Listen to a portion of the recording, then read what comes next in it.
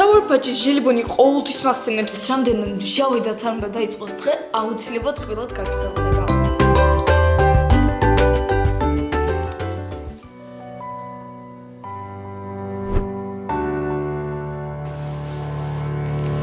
ალი ბარაშვილი 10-იანი.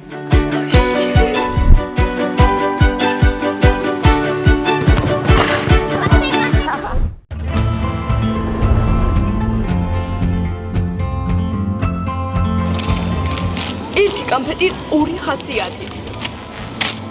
მჟავე დასაწყისით კბილი ფინალით.